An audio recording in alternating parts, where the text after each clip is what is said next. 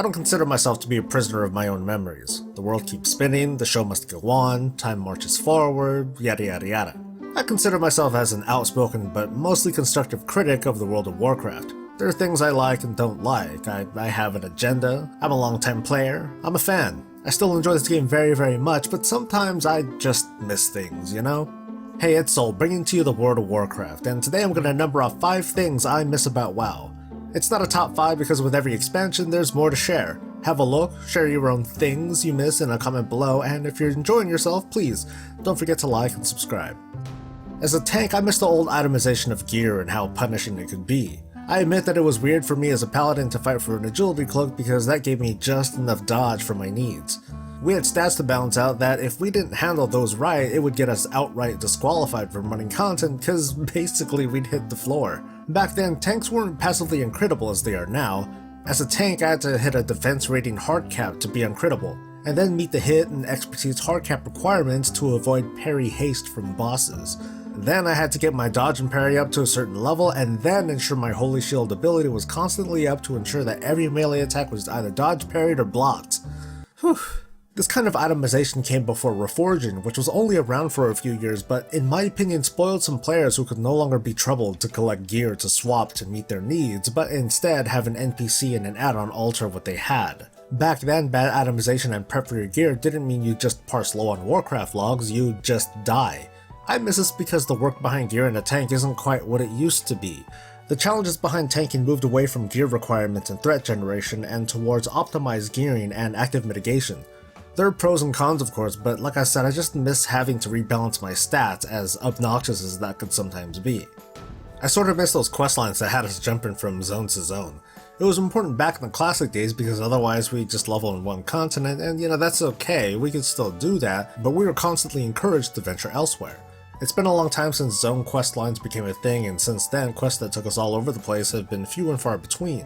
Legion brought this back in a good way that isn't so overwhelming as it used to be, like with the Artifact and Order Hall questlines, but I would love more. I'd want to see a balance between questlines that are self-contained within their own zones, and ones that have a kind of extended narrative. For me, it helped with the feel of zones being interconnected. Like, think of Hemet Nezingar hunting for a super elusive catch all over the Broken Isles and recover several zones trying to find it. Or it'd be cool if there were more quests that highlighted a commonality between multiple zones, like ley lines. I've gone ahead and equipped my epic axe, switching to explosive arrows. Yeah, I'm gonna equip myself with a little, 4 Wheels of Fury! I really miss the WoW commercials. If WoW is dying as critics say, and if the other longtime MMOs are of any indication, WoW's gonna die for like another 10 or 15 years.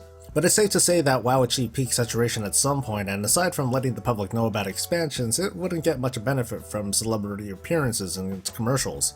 They stopped doing those a few years back, and this doesn't count.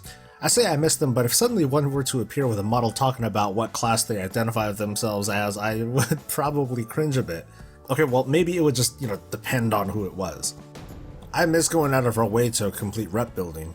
Reps in Legion are almost an afterthought, sort of like artifact power. You can farm for it if you want, but eventually you're going to max them out through regular gameplay, and by that I mean good old world quests. Gaining reputation is neither easy nor hard, it just suddenly happens. I wasn't a big fan of Warlord's reputations, especially the Laughing Skull clan rep, because for me farming it just wasn't fun and the rewards weren't exactly worth it.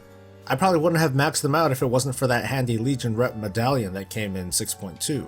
For me though, there's a certain psychological fulfillment that comes with going off the beaten path to get something, like the Kalok fishing pole, the Netherwind drakes, the Water Strider, those damn Scryer enchants too.